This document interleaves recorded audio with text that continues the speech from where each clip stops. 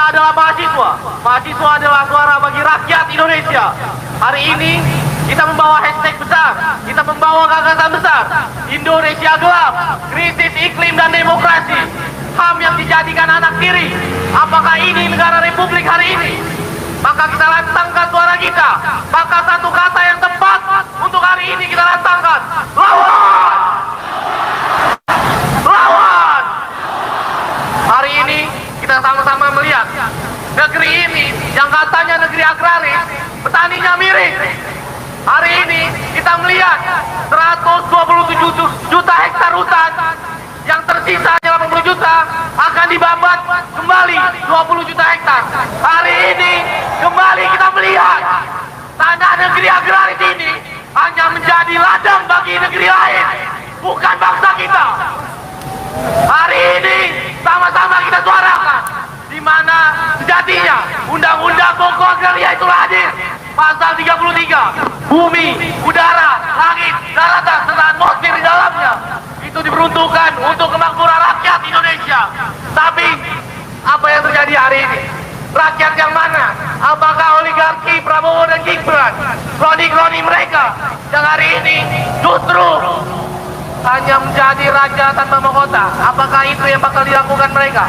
Hari ini kita hadir, hari ini kita bersuara. Jangan sampai ada teka-teka di antara kita. Satu tujuan kita, Indonesia yang akan menjadi lebih baik lagi. Satu tujuan kita, kita adalah mahasiswa, suara bagi rakyat Indonesia itu sendiri. Satu tujuan kita, lepaskan instruksi Presiden nomor 1 tahun 2025. Efisiensi itu adalah bentuk nyata yang memang hari ini pendidikan menjadi non prioritas. Kesehatan sama halnya. Apakah cukup dengan makan bergizi gratis? Satu keluarga yang hari ini muncul bekerja PHK, satu anak makan siang gratis, satu keluarga tidak makan. Apakah ini yang diinginkan rakyat kita? Maka sekali lagi kita lantangkan suara kita bersama. Lawan! Hidup mahasiswa! Hidup rakyat Indonesia! Hidup pendidikan Indonesia! Hidup pertanian Indonesia! Hidup perempuan Indonesia!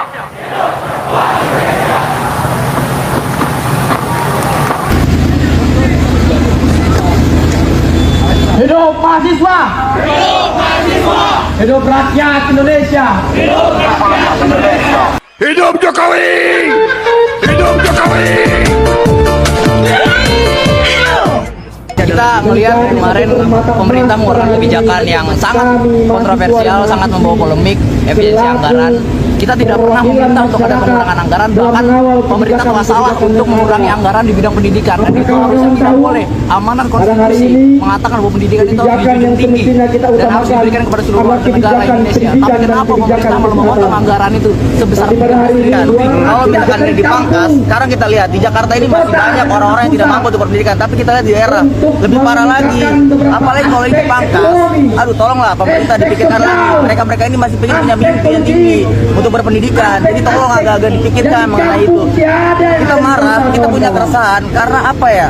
Mereka merekrut tim sus, mereka ini punya kebijakan, tapi tolong pendidikannya dipikirin, jangan orang-orang itu aja yang dinaikkan. Gitu. Kita masih punya mimpi yang tinggi. Hidup mahasiswa! Hidup rakyat Indonesia! Hidup perempuan yang melawan!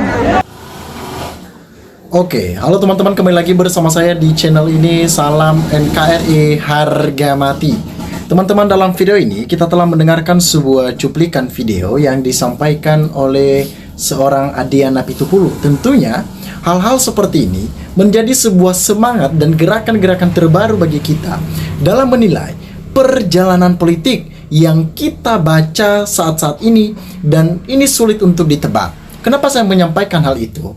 Karena memang pada dasarnya negara kita dipenuhi dengan berbagai macam dinamika-dinamika yang ada. Dan tentunya hal-hal seperti inilah yang mestinya kita sebagai masyarakat Indonesia waspada akan hal ini. Perhatikan akan hal ini. Ketika masyarakat turun ke jalan, ketika mahasiswa, buruh tani mereka turun ke jalan, itu artinya dalam tanda kutip negara kita sedang tidak baik-baik saja. Artinya ada banyak hal yang mestinya kita selesaikan problem-problem di dalamnya.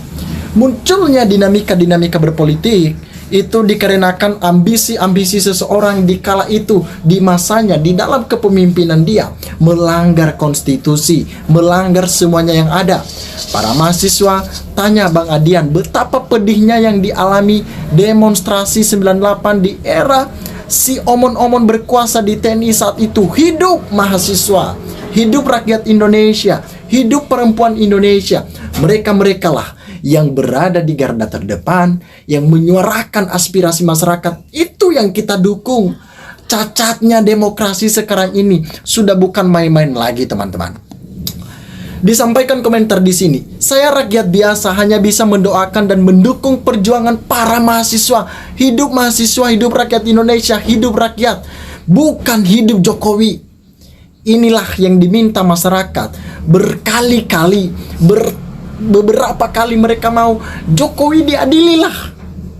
Hukum itu tidak ada yang namanya dia mantan pejabat, dia pejabat, dia presiden, jadi konsekuensi tidak diberlakukan terhadap dia. Tidak, men. Ini negara hukum, ini negara Indonesia. Jadi segala sesuatu yang terjadi itu harus sesuai dengan aturan-aturan dan proseduralnya. Makanya ada hukum, ada aturan.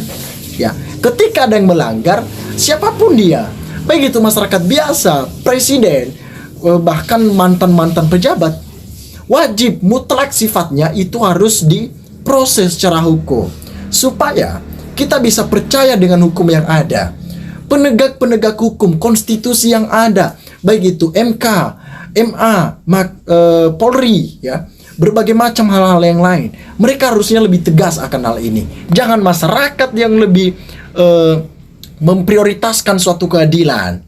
Mereka bekerja, duduk di sana, dipilih oleh masyarakat. Siapa lagi sih kalau bukan mereka yang memperbaiki ini?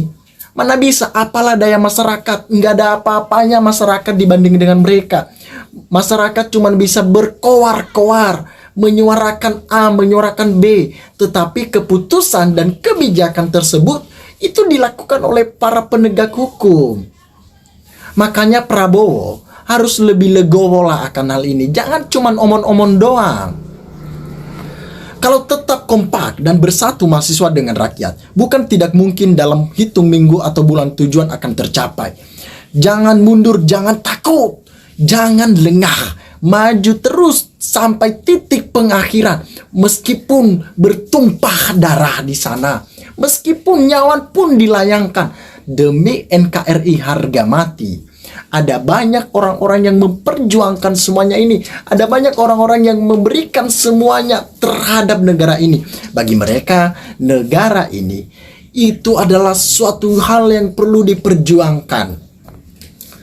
Kalau Prabowo Subianto melihat perjuangan teman-teman mahasiswa, melihat perjuangan teman-teman masyarakat, melihat perjuangan buruh tani, rela meninggalkan pekerjaannya, rela meninggalkan kuliahnya, kampusnya, sekolahnya, hanya demi apa? Hanya demi meluruskan kebobrokan negara ini.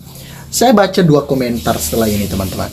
Semoga perjuangan adik-adik dijadi kenyataan ke depannya. Saya hanya bisa mendoakan dari jauh, tapi Tuhan pasti membantu. Ini dia sang pejuang, Bung Adian Apitupulu, yang turun ke jalan, aktivis 98. Dia tidak tahu, dia tidak melihat kelelahan, ya. Dia cuma fokus ke depan supaya tertuju lebih jelas.